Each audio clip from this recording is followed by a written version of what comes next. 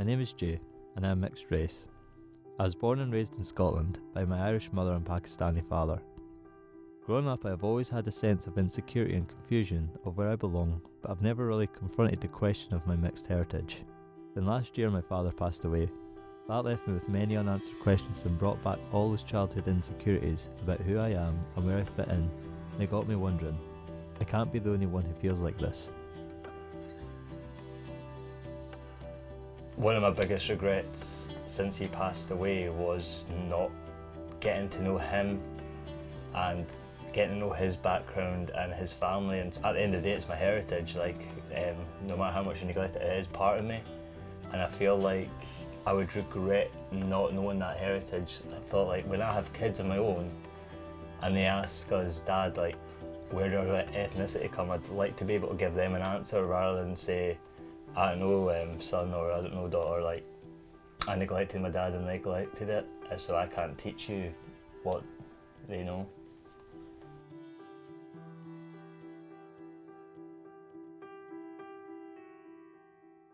I want to meet people who are mixed race just to get an idea of whether or not sort of like they've had the same struggles as me growing up. Because growing up I didn't have people to talk to, I kind of had to deal with it myself. I feel like now's a good time where I'm kind of at an age of maturity where I can talk about it more.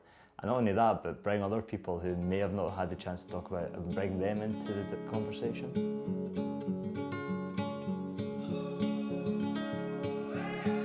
Nessa is someone on my course at university. I suppose we've both known that each of us is mixed race, but we have never asked each other directly, until now. I'm Vanessa Skeggs, I'm 21 years old, I do media and performance, and I am Dominican and English. So my dad is from Essex and my mum is part Dominican, but we don't know her dad's ethnicity because she was adopted. So you associate yourself as an English Dominican Republic then, would you? Well, we used to think she was Nigerian, because that's her dad on her birth certificate, but now we're not sure. So yeah, that was a recent change in events for me. But I found out from a book that my social worker gave me when I was like 16 about my mum. So I've had the information since I was 16, but I only properly read it like at Christmas because I was a stubborn teenager and was like, I don't want to read that. Put it to the side. It seems like me that Nessa has only just started to confront her heritage. Only in our 20s have we begun to understand or become interested in the very thing that makes us who we are. So how did you feel like growing up not knowing fully who you were? It was difficult because I was in an environment where everyone could be like, oh, my mum's from here, my dad's from here, and I'd be like, I don't know. Because my dad left when I was 2 anyway, so I didn't have that part of my history anyway. So it was difficult, and I had people in school that would be like, because at that point I thought I was Nigerian, and there was one girl who was fully Nigerian, like both her parents were from Nigeria, and she was like, oh, can you speak this language? And I was like, no. And she was like, well, then you're not Nigerian, and like would tell everyone that I was just faking it. And I don't really know what she thought that was going to achieve, like that I was like fake tanning as a kid. But yeah, that made it difficult because then kids in the playground questioning you make you question yourself. But that's definitely something that's come with age as well, is being confident in myself and saying it doesn't matter what other people think because I'm here.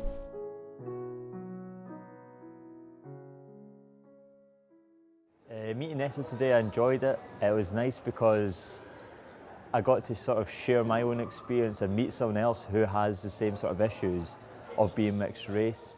And not only that, but it was also nice to just get a different perspective from things. It was nice that someone else sort of shared my own issues, and it was just nice, not even to get answers, but just to kind of get that off your chest and sort of have that. It was more like kind of like a therapy session.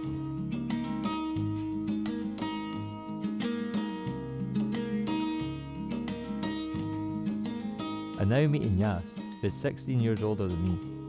I wanted to find out if this questioning, this insecurity about my mixed heritage is just a passing phase, or is it something I need to pursue? I'm Yas Al-Hassani, I'm from Manchester, and now I am a business economist and a management consultant, and I do a lot of acting from commercials to TV series and featured films. So like for me growing up, I had like a white mother and a Asian dad, and one was Catholic, one was Muslim, and so growing up I always struggled like, do I choose this religion, do I choose that religion, which parent do I make more proud, which friends do I hang around with, my white friends, my Asian friends, and I struggled to fit in sometimes, and I just kind of felt like an outsider. I was just wondering, did you ever like have that sort of experience as well?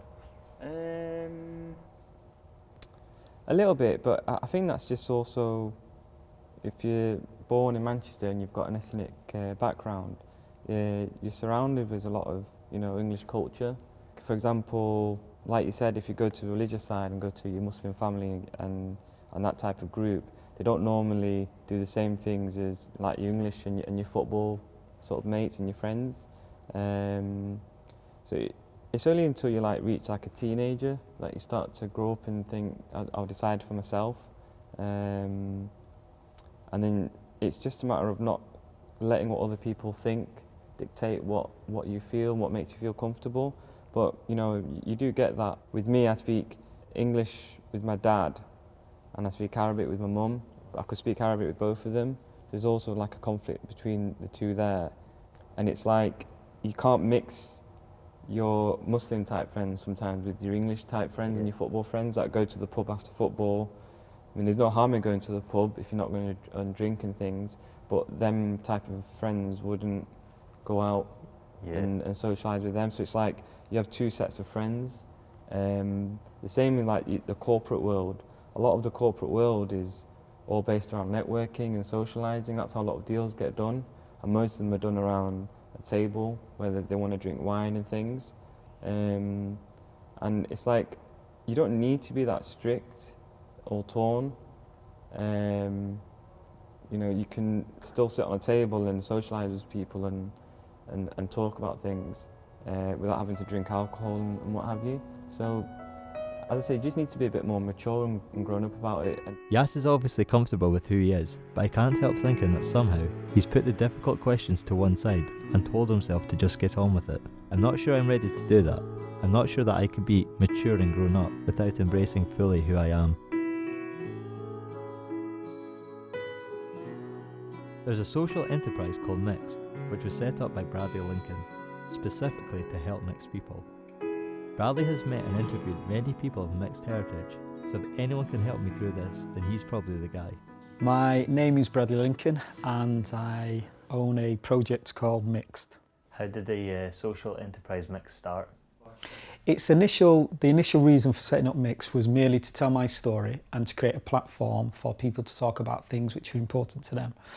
So I created the term mixed and I took the E out of mixed to remove all the artificial additives which clogged up the discussion. And also at the end of mix you have you have a colon, as in punctuation from the general to the specific. Black and white Caribbean mix will be different to white Asian mix, will be different to white African mix.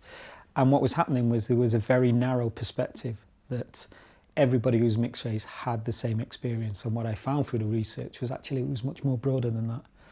But then position myself as a learner, not as a mixed race person who knows everything about being mixed race, and just ask lots of young people what they thought. To travel up and down the country, and I spoke to hundreds and hundreds of young people, and they taught me so much about what it meant to be mixed, and then started to make resources for professionals and parents and carers so that they could hear what mixed race people were saying. When you were growing up mixed, how did that make you feel? When I was growing up, my father is black Jamaican and my mum is white English. Mum and dad split up when I was young and I used to go on holiday with my father and his second family. And on one particular holiday I got into a fight with some boys because they're calling me a blackie and a nigger, and I got upset because I was a sensitive child. And my dad said, well, why are you crying? I said, because, he's calling me a blackie and nigger. He said, well, you ain't black. So I thought, oh, damn, you're black, you must know. And as a child, you don't answer your parent back. And I would say that was the beginning of my kind of internal conversation around mixed race identity. But always in the back of my mind, I always felt not black enough to be black or white enough to be white. So there was always that sensation of just feeling a little bit out of place, even though my parents were doing a great job to support me and love me. So why do mixed race people have these feelings of not knowing who they are? There are 3 definite categories which happen in the development of mixed race identity. So the first space is nowhereness, where someone feels not black enough to be black, white enough to be white, Asian enough to be Asian. So it's always that not enough thing. Then there's a space called somewhereness, where an individual over-identify with one side of their parent culture. And what the young people taught me was a lot of them experienced that, where they would disown either their white side or their black side, just in order to fit in. So it was a very general sense of wanting to fit in. The third space which they went to, which is a space called groundedness, and that's where they take both sides of their parent culture and create an identity which wasn't specific like either. They don't want to use multiple heritage to describe themselves because everybody is multiple heritage. The second one is dual heritage, and they said, well, we don't really want dual heritage because if somebody has more than 2 heritages within their background, then that's removing who they are, those 2 heritages. So the terms at which they decided on were mixed and mixed race. Meeting Bradley has given me some peace, and knowing it is okay to talk about my feelings of being mixed, and to know that he is helping people like me, has helped me understand that I am not alone.